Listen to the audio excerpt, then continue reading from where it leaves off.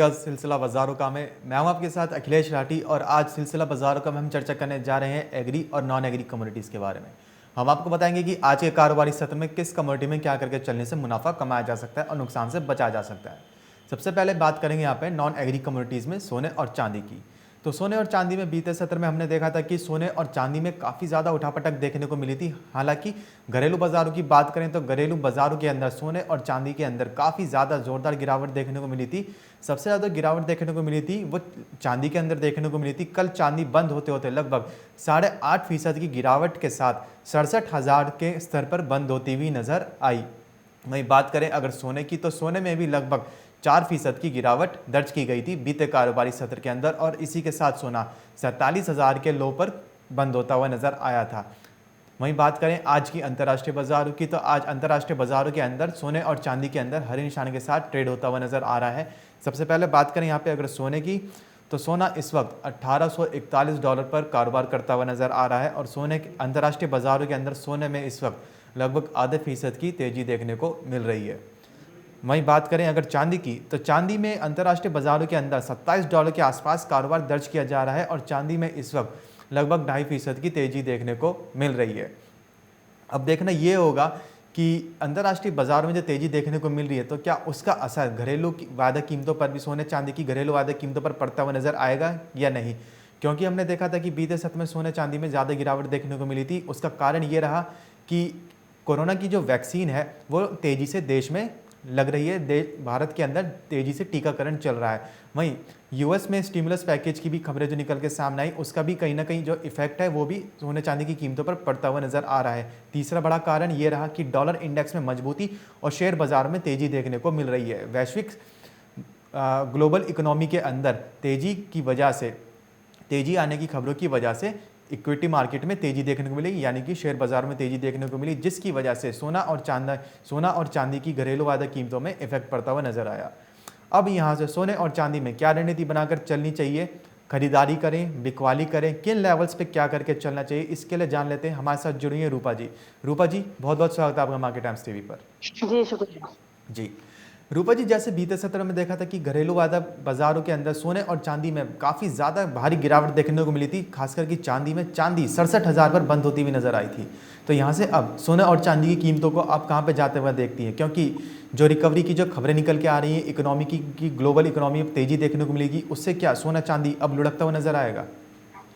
और देखिए बिल्कुल सोने और चांदी के अंदर अब दबाव जो है और गहराता हुआ दिखाई दे सकता है। कल के कारोबारी सत्र में जिस तरीके से चांदी के अंदर गिरावट आई है और सोना भी ऊपरी स्तरों से फिसलता हुआ दिखाई दिया, उसके बाद यही है कि बाजार जो है अब नेगेटिव जोन में जाते हुए दिखाई दे रहे हैं। अब तेजी का रुझान तो बहुत कम है। आज शॉर्ट टर्म में हो सकता है कि थोड़ा बहुत बाउंस बैक देखने को मिले, लेकिन ओवरऑल बाजार जो है वो दबाव के साथ कारोबार करता हुआ दिखाई दे सकता है। अखिलेश, मैंने पहले भी बताया था कि सोना और चांदी अभी long term point of view से बाइंग के लिए रुकना चाहिए और निचले स्तरों पर खरीदारी के मौके ढूंढने चाहिए। अभी हाल फिलहाल में लग रहा है कि एक बार सोना नीचे में 47,000 के अराउंड जा सकता है। कल हमने 47,000 के 800 के आसपास जो है इसकी क्लोजिंग आते हुए देखी है। उसके बाद से बाजारों के अंदर आज थोड़ी सी हल्की रिकवरी जरूर देखने को मिली है, लेकिन कल देर शाम जो गिरावट आई थी और बाजार जो है $1830 के आसपास कारोबार करते हुए दिखाई दिए, तो उसके चलते लग रहा है कि $1820, मैंने पहले भी बताया था कि एक अहम सपोर्ट है।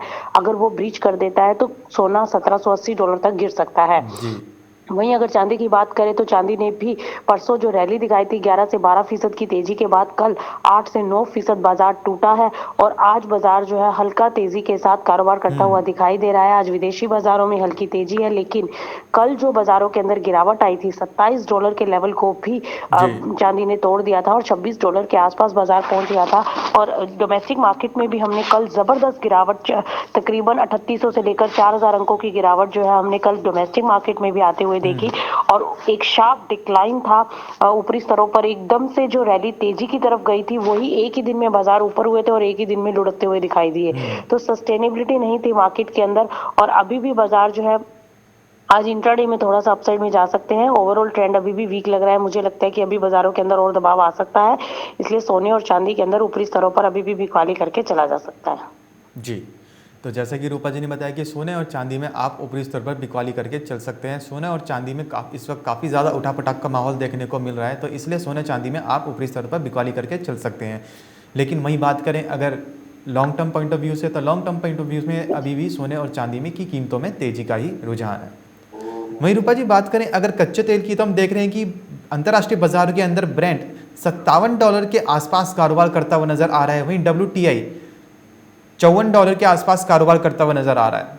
तो क्या माना जाए कि कच्चे तेल यहाँ से अभी और तेजी की तरफ जाएगा, या फिर कच्चे तेल की कीमतों में भी अभी ऊपरी स्तर पर मुनाफा वसूली देखने को मिल सकेगी? देखिए कच्चे तेल के अंदर जो एक तेजी बनती हुई दिखाई दी है, देखिए कोरोना वैक्सीन के आ जाने से डिमांड फैक्टर जो है वो बढ़ सकता है, इस वजह से कच्चे तेल के अंदर सपोर्ट आता हुआ दिखाई दिया है। वहीं अब एक्सपेक्ट किया जा रहा है कि आज वेडनेसडे को जो स्टॉक पाइल्स का डाटा यूएस से निकल कर आना है वो जी। काफी गिर सकता है। तो ये सारे सेंटीमेंट है जिसकी वजह से कच्चे तेल के अंदर तेजी बनती हुई दिखाई दे रही है। और वहीं दूसरी तरफ यूएस के अंदर जैसा कि एक्सपेक्ट किया जा रहा है कि जो बिडेन जो है $1.9 ट्रिलियन को जो है वो अनुमति दे सकते हैं के पैकेज को, तो उससे एक बूस्ट मिलता हुआ दिखाई देगा और एक डिमांड पिकअप होगी। इन सब खबरों की वजह से बाजारों के अंदर तेजी देखने को मिल रही है।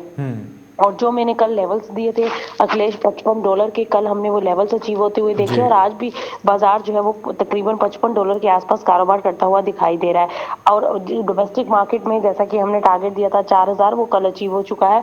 और अब यहाँ से अगर हम डोमेस्टिक मार्केट की बात करें तो बाजारों के अंदर 4100 तक के स्तर ऊपर में देखने को मिल सकते हैं। अब जो रेंज बनती हुई दिखाई दे रही है कच्चे तेल की, वो नीचे में $52 है और ऊपर में $55। तो इस रेंज के बीच में कारोबार करता हुआ दिखाई दे सकता है। आज इंट्राडे प्रोस्पेक्टिव से बाजारों के अंदर तेजी है। कच्चे तेल के अंदर अभी भी बाइंग की ही अपॉर्चुनिटी है। बाय ऑन डिप की स्ट्रेटजी फॉलो करना चाहिए। 4000 के ऊपर अभी बाइंग करना थोड़ा रिस्की हो सकता है, थोड़ा सा वेट करें।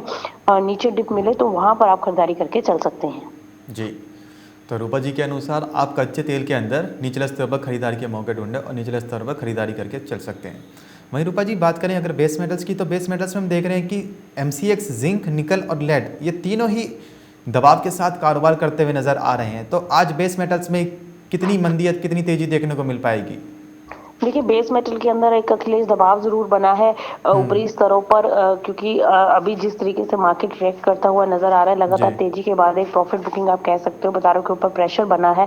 और जो कॉपर था वो $600 के नीचे लुढ़क चुका है और नीचे में अब 580 के आसपास सपोर्ट ले सकता है। आज भी बाजारों के अंदर गिरावट है, तो 580 के आसपास एक अहम सपोर्ट है, वहां से एक बाउंस बैक एक्सपेक्टेड है कि मार्केट दिखला सकती है। अगर वहां से तेजी आ गई तो मार्केट वापस से अपसाइड मोमेंटम में जा सकती है, अदरवाइज फिसल सकते हैं मार्केट। तो 580 का एक अहम सपोर्ट अगर वो टूटता है तो फिर गिरावट बढ़ सकती है। सेम एज इट इज अगर जिंक की बात करें तो जिंक भी अब काफी रेंज बाउंड हो चुका है। 200 का अहम सपोर्ट है, अगर वो ब्रेक होगा तो जिंक में भी जबरदस्त गिरावट बन सकती है।